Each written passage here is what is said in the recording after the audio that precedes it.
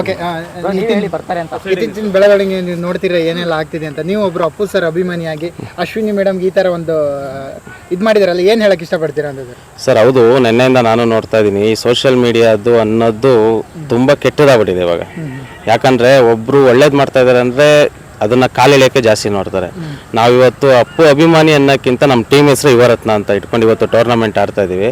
ಅವ್ರು ಬದುಕಿದ್ದಾಗ ಯಾರು ಮಾತಾಡ್ತಾ ಇರಲಿಲ್ಲ, ಅವಾಗ ಯಾರು ಈ ಥರ ಎಲ್ಲ ಹಾಕೊಂಡು ಆಡ್ತಾ ಇರಲಿಲ್ಲ. ಯಾಕಂದರೆ ಅವ್ರು ತೀರ್ಕೊಂಡ್ಮೇಲೆ ತುಂಬ ಜನಕ್ಕೆ ಗೊತ್ತಾಯಿತು ಎಷ್ಟು ಸಮಾಜ ಸೇವೆ ಮಾಡಿದ್ದಾರೆ, ಜನಕ್ಕೆ ಎಷ್ಟು ಒಳ್ಳೆ ಮಾಡಿದ್ದಾರೆ ಅಂತ. ಅದರಿಂದ ಇವತ್ತು ಎಲ್ಲ ಕಡೆನೂ ಅವರು ತುಂಬ ಹೆಸರು ಮಾಡಿದ್ದಾರೆ. ಅದನ್ನ ನೋಡಿ ಕೆಲವರು ಇವಾಗ ಸೋಷಿಯಲ್ ಮೀಡಿಯಾದಲ್ಲಿ ಕಾಂಟ್ರವರ್ಸಿ ಆದರೆ ನಾನೇನೋ ದೊಡ್ಡವನಾಗೋಗ್ತೀನಿ ಅನ್ನೋದು ಬರ್ತಾ ಇದೆ, ಅದು ತಪ್ಪು. ಆಮೇಲೆ ಇನ್ನೊಂದು ಅಂದರೆ ಇವತ್ತು RCBಗೆ ಅವರು ಅನ್ಬಾಕ್ಸಿಗೆ ಕರೆದಿದ್ದಕ್ಕೆ ಇದಾಯಿತು, ಅವ್ರ ಗಂಡ ಇಲ್ಲ, ಅದೆಲ್ಲ ತಪ್ಪು. ಹೇಳ್ಬೇಕು ಅಂದರೆ ಇವತ್ತು RCB ಅವ್ರಿಗೆ ರೆಸ್ಪೆಕ್ಟ್ ಕೊಟ್ಟಿರೋದು ನೋಡಿದ್ರೆ ಇಡೀ ಪ್ರಪಂಚದ ನೋಡಿ ತಿಳ್ಕೊಬೇಕು. ಒಂದು ಹೆಣ್ಣಿಗೆ ಬೆಂಗಳೂರು ಕರ್ನಾಟಕ ಅನ್ನೋದು ಎಷ್ಟು ಮರ್ಯಾದೆ ಕೊಡ್ತಾ ಇದೆ.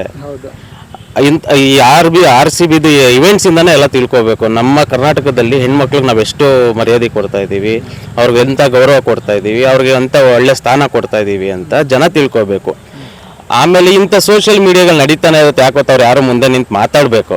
ಎಲ್ಲ ಯಾವುದೋ ಫೇಕ್ ID ಮಾಡಿದ್ರಂತೆ, ಬಿಟ್ಬಿಟ್ರಂತೆ. ಅದರಿಂದ ಜನ ಏನು ತಿಳ್ಕೊಬೇಡಿ, ಬರ್ತಾ ಇರುತ್ತೆ ಡಿಲೀಟ್ ಮಾಡಿ ಬಿಸಾಕಿ ಅಷ್ಟೇ. ನೀವು ಕೂಡ ಕ್ರಿಕೆಟ್ ಆಡ್ತಿದ್ದೀನಿ ಅಂತ ಹೇಳ್ತಾ ಇದ್ರಿ. ನೀವು ಯಾರನ್ನಾರು ಒಬ್ರು ಮಹಿಳೆಯನ್ನು ಕರೆಸ್ಬಿಟ್ಟು ನೀವು ಸೋತ್ರ ಬಿಟ್ಟು ಅವ್ರ ಮೇಲೆ ಏನಾದ್ರು ದೂರ್ತೀರಾ? ಈ ಥರ ನಾವು ಯಾವ ಮನಸ್ಥಿತಿಯಲ್ಲಿ ಇದ್ದೀವಿ ಅಂತ ಅನ್ಸುತ್ತೆ ನಿಮಗೆ? ಸರ್ ನಾನು 100% ದೂರಲ್ಲ ಸರ್. ನಾವಿವತ್ತು ಏನೇ ಒಂದು ಇವಾಗ ನಾವು ಟೂರ್ನಮೆಂಟ್ ಆಡ್ತಾ ಇದ್ದೀವಿ, ನಾವು ಮ್ಯಾಚ್ ಆಡಬೇಕು ಅಂದರೆ ನಾವು ತಂದೆ ತಾಯಿ ಆಶೀರ್ವಾದ ತೊಗೊಬರ್ತೀವಿ. ಅಮ್ಮಂಗೆ ಹೇಳ್ಬಿಟ್ಟೇನೆ ನಾವು ಬರ್ತೀವಿ. ಅಮ್ಮನ ಮಕ ನೋಡಿ ಅಮ್ಮನ ಆಶೀರ್ವಾದ ತೊಗೊಬಂದರೆ ನಾವು ಇಲ್ಲಿ ಚೆನ್ನಾಗಿ ಆಡ್ಬೋದು, ನಮ್ಮ ಟೀಮ್ ಚೆನ್ನಾಗಿ ಆಡುತ್ತೆ ಅನ್ನೋದಿಂದನೇ ಬರ್ತೀವಿ. ಯಾವತ್ತೇ ಆಗಲಿ ನಮ್ಮ ಜನ ಯಾವತ್ತೇ ಆಗಲಿ ಪ್ರೀತಿ ಪ್ರೇಮ ಇರೋರು ಹೆಣ್ಣಿನ ಮೇಲೆ ಯಾವತ್ತೂ ದೂರಲ್ಲ. ಯಾಕಂದರೆ ಎಲ್ಲರ ಮನೆಯಲ್ಲೂ ಹೆಣ್ಣು ಇರುತ್ತೆ. ತಾಯಿ ಆಗ್ಬೋದು, ತಂಗಿ ಆಗ್ಬೋದು, ಹೆಂಡತಿ ಆಗ್ಬೋದು, ಎಲ್ಲ ಒಬ್ರು ಗುರುಗಳು ಆಗಿರ್ತಾರೆ. ಒಂದು ಹೆಣ್ಣು ಅಂದರೆ ಫಸ್ಟ್ ನಮಗೆ ಬರೋದು ಗುರುಗಳಿಂದನೂ ಬಂದಿರ್ತಾರೆ. ಇದೆಲ್ಲ ಸೋಷಿಯಲ್ ಮೀಡಿಯಾಗೆ ಯಾರು ತಲೆ ಕೆಡಿಸ್ಕೋಬೇಡಿ. ಅದೆಲ್ಲ ಅವ್ರ ಮುಂದೆ ಬಂದು ಮಾತಾಡ್ಬೇಕು ಧೈರ್ಯ ಇದ್ರೆ. ಈ ಥರ ಮನಸ್ಥಿತಿ ಅವ್ರು ಇರೋರಿಗೆ ಏನು ಹೇಳಕ್ಕೆ ಇಷ್ಟಪಡ್ತೀರಾ ಅಂತ? ಈ ಥರ ಮನಸ್ಥಿತಿ ಅವ್ರು ಏನಾಗಿದೆ ಅಂದರೆ ಅವರು ಬೇಕು ಅಂತ ಏನೋ ನಾನು ಹೆಸರು ಮಾಡ್ತೀನಿ ಅನ್ನೋದು ಬಂದಿರುತ್ತೆ. ಅಂಥವ್ರಿಗೆ ಅಂತಲೇ ಕಾನೂನಿದೆ. ಅವ್ರು ಕರ್ಕೊಬಂದು ಅದೇ ಸೋಷಿಯಲ್ ಮೀಡಿಯಾದಿಂದನೇ ಅದೇ ಜನದ ಮುಂದೆನೇ ಅವ್ರಿಗೆ ಶಿಕ್ಷೆ ಕೊಡಬೇಕು. ಅದು ಕಠಿಣವಾಗಿ ಶಿಕ್ಷೆ ಕೊಡಬೇಕು. ಯಾಕೆ ಗೊತ್ತಾ, ಒಬ್ಬ ಉತ್ತಮ ಪ್ರಜೆ ಬಗ್ಗೆ ಹಂಗೆ ಮಾತಾಡೋದು, ಒಂದು ಹೆಣ್ಣಿನ ಬಗ್ಗೆ ಹಂಗೆ ಮಾತಾಡೋದು ತಪ್ಪು. ಅದು ಇವತ್ತೇ ಲಾಸ್ಟ್ ಆಗಬೇಕು. ಮುಂದೆ ಇನ್ನೊಂದು ಆ ಹೆಣ್ಣಿನ ಬಗ್ಗೆನೂ ಅದು ಬರಬಾರ್ದು. ಅದು ಸರ್ ನೀವೇನು ಹೇಳ್ತೀರಾ ಅಂತ?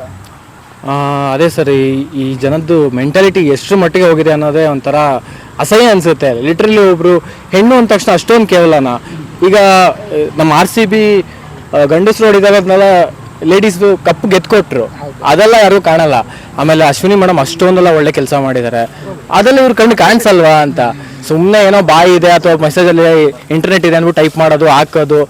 ಇದೇನಂದರೆ ಇದು ಸೈಕೋಗಳಂತ ಹೇಳ್ಬೋದು ಸರ್, ಇಂಟರ್ನೆಟ್ ಸೈಕೋಗಳಂತ ಹೇಳ್ಬೋದು. ಅದು ಏನು ಖುಷಿ ಸಿಗುತ್ತೋ ಅದೇ ನಮ್ಮದು ಸಾಂಗೇ ಇಲ್ವಾ. ಕಾಮೆಂಟು ಮಾಡೋರಲ್ಲ, ಕೆಲಸನ ಮಾಡೋರಲ್ಲ, ಅಷ್ಟೇ ಕಾಮೆಂಟ್ ಮಾಡ್ತಾ ಇರ್ತಾರೆ, ಕೆಲಸ ಏನು ಮಾಡಲ್ಲ. ಅವ್ರ ಕೆಲಸ ಕಾರ್ಯನೇ ಇದು, ಒಬ್ಬರನ್ನ ಕೆಳಗೆ ತಳ್ಳಬೇಕು, ಕೆಳಗೆಳಿಬೇಕು ಅನ್ನೋದು. ಆದರೆ ಇದೆಲ್ಲ ಅಫೆಕ್ಟ್ ಆಗಲ್ಲ. ಅಶ್ವಿನಿ ಮೇಡಮ್ ಧೈರ್ಯವಾಗಿರಿ, ಇಡೀ ಕರ್ನಾಟಕ ನಿಮ್ಮ ಜೊತೆ ಇದೆ.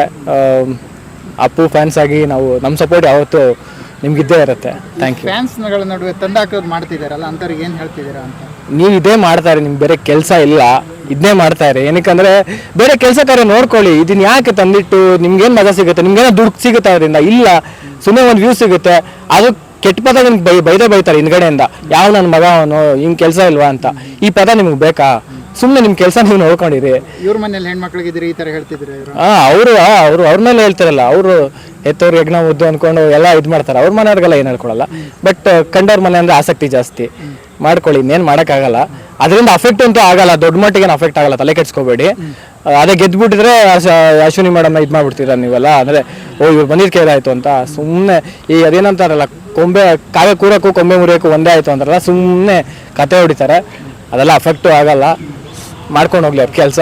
ಫೇಕ್ ಐಡಿಗಳನ್ನೆಲ್ಲ ಕ್ರಿಯೇಟ್ ಮಾಡಿಕೊಂಡು ಪೋಸ್ಟ್ ಮಾಡೋರಿಗೆ ಒಂದು ಎಚ್ಚರಿಕೆ ಹೇಳೋದಾದ್ರೆ ಏನು ಹೇಳ್ತೀರಾ? ಅದೇ ನಿಮ್ಮದು ಇದು ಮಾಡ್ತಾ ಇದ್ರೆ ಎಲ್ಲಿ ತನಕ ಮಾಡ್ತೀರಾ? ಒಂದಲ್ಲ ಒಂದು ದಿವಸ ತಗಲಾಕೊಂಡ್ರು ಅಂತೂ ಫ್ಯಾನ್ಸ್ ಅನ್ನೋರಂತೂ ಸುಮ್ಮನೆ ಬಿಡಲ್ಲ. ಸುಮ್ಮನೆ ನೀವು ಅಲ್ಲೆಲ್ಲೋ ಮಾಡ್ತೀರಾ, ನಾನು ಎಲ್ಲೂ ಸಿಗಾಕೊಳ್ಳಲ್ಲ, ಆರಾಮ ಒಂದು ಧೈರ್ಯವಾಗಿರ್ತೀರಾ.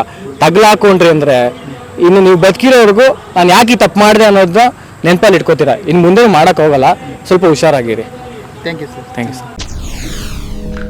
SSTV ಸಿನಿಮಾ ಜಗತ್ತಿನ ಕ್ಷಣ ಕ್ಷಣದ ಸುದ್ದಿಯೊಂದಿಗೆ.